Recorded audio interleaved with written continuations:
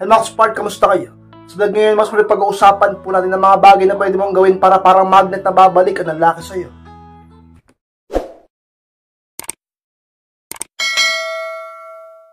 At kung handa na kayong lahat, masana po tayo. At muli, be inspired!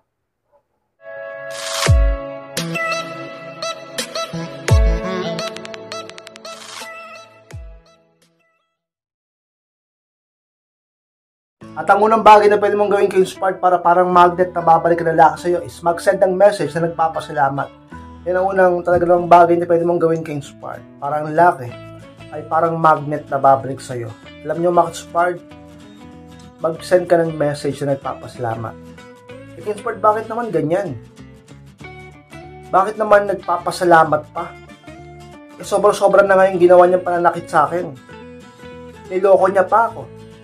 Maraming beses siyang nagsinungaling at sinaktan niya pa ako. Hindi ko na mabilang ang mga pagkakataon na pinaluhan niya ako, pinaiyak, at pinagmukha niya akong tanga, tapos magpapasalamat pa ako. Kaya Spark, tandaan mo, kahit na ganyan ang dinaras mo sa kanya o ganyan ang naranasan mo, sigurado ako, meron pa rin siyang mabuti o tamang ginawa para sa'yo. Eh bakit ganyan ang i-message ko?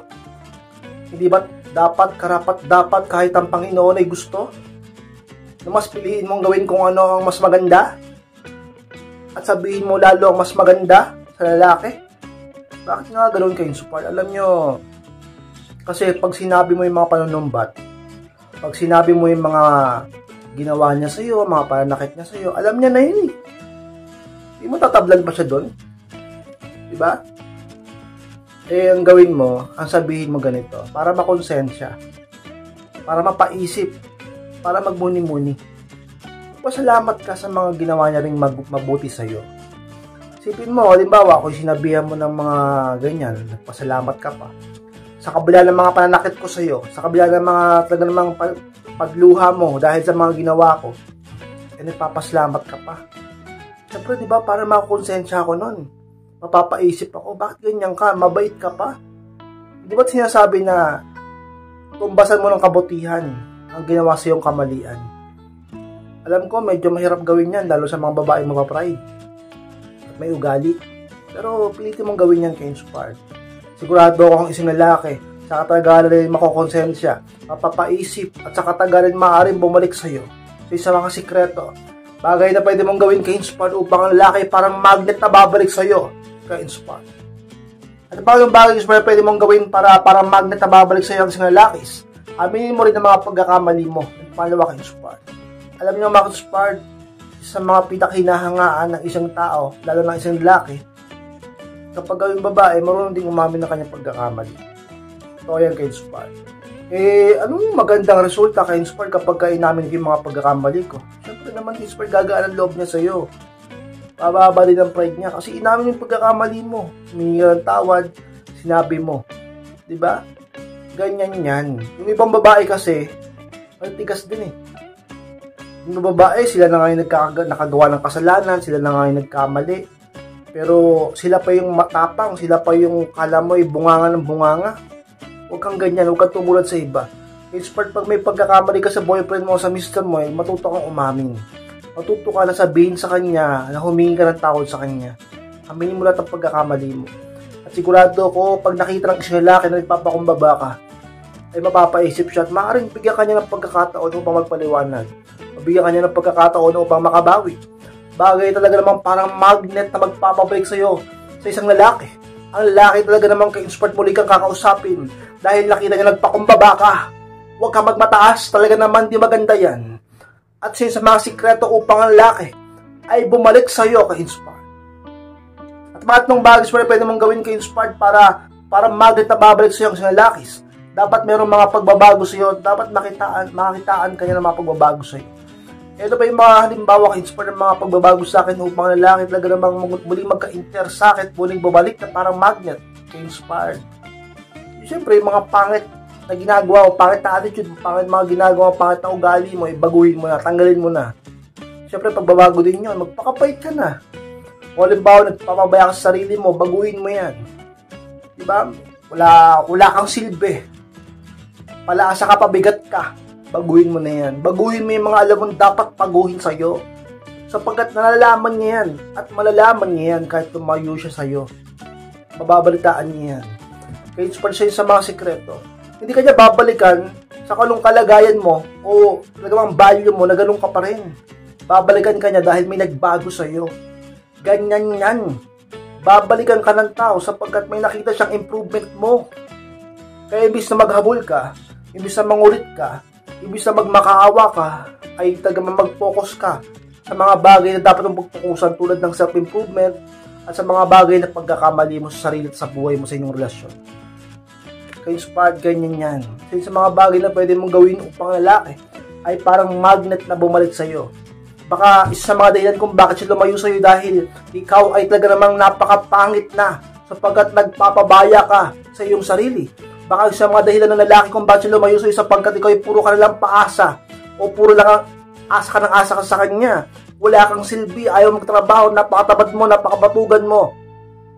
O kaya sa mga dahilan kung bakit ang lalaki ay lumayo sapagkat napakasinungaling mo. Palagi ka nagsisinungaling sa kanya, palagi ka nagtataksil, nagloloko ka. O baka sa mga dahilan kung bakit ang lalaki lumalayo sa'yo sapagkat yung ikaw ay napakagastador, napakamaluho, materialistic.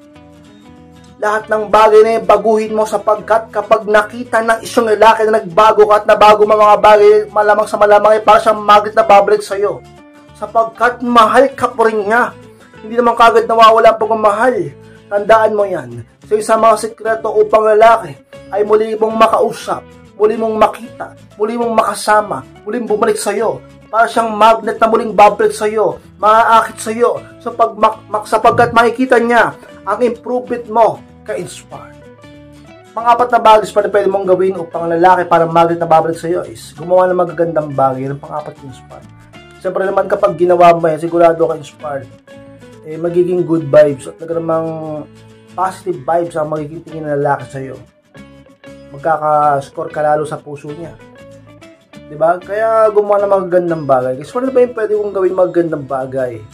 Siyempre naman, ayusin mo yung buhay mo, ayusin mo yung sarili mo, gumawa ka ng kabutihan sa iba, huwag mo siyang habulin, diba? Mag-focus ka sa sarili mo. Mga magagandang bagay, tamang bagay na pwede mong gawin sa buhay mo, gawin mo. Hindi yung wala ka nang ginawa kundi magmukmuk sa kwarto mo, magwalwal at may nating guluhin ang buhay mo, gumawa ng masama dahil lang iniwan ka ng lalaki, dahil pinagpalit ka sa iba, dahil di siya nagpaparamdam sa'yo, at maghahabol ka pa, huwag ganyan ka-inspired. Gumawa ka ng magagandang bagay.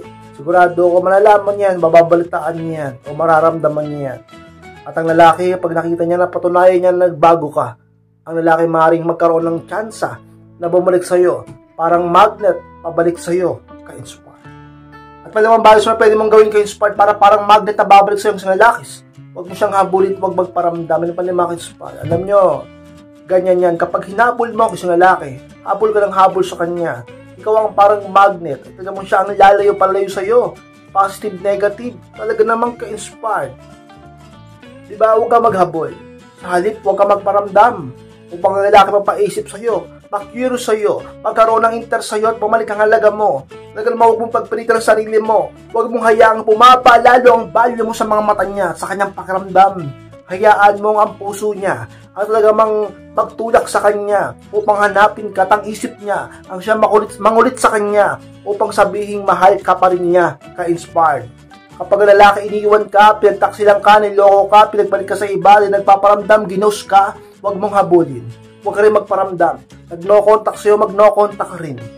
Magkaroon ka ng respeto at paggalang sa sarili mo. Mahalin mo ang sarili mo, lalaki lang yan. Maraming lalaki sa mundo, alam ko, hindi ganun galing sabihin. Pero iniwang ka niya. At pinagmukha ka niyang tanga. Ginos ka niya. Diba? Kaya ka-inspired, tandaan mo yan. Imbis na maghabol ka, huwag ka magparamdam, huwag ka maghabol. Upang ang lalaki ay talagang mapaisip at muling bumalik sa'yo. Parang magnet na babalik sa'yo. Ka-inspire. Mas malang po, salamat po mga sparks pagtapos po ng vlog nito. Kung kalimutan lang mag-like, comment, share rin po upang makatulong din po tayo sa iba. At sa mga hindi pa po subscribe, subscribe po, click lang po ang notification bell upang mag-update po kayo pag may bago po ang upload. Sa mga gusto magpo-coaching o magpa-advise, promise na po sa akin Facebook at profile picture ko at pakichat lang po ako. Ako mismo mag-reply sa inyo. Pag-usapan din yung problema sa pag-ibig and relationship. Maraming salamat mga ka-inspired. Mag-ingat kayo lahat. Mahal ko po kayo at muli, be inspired!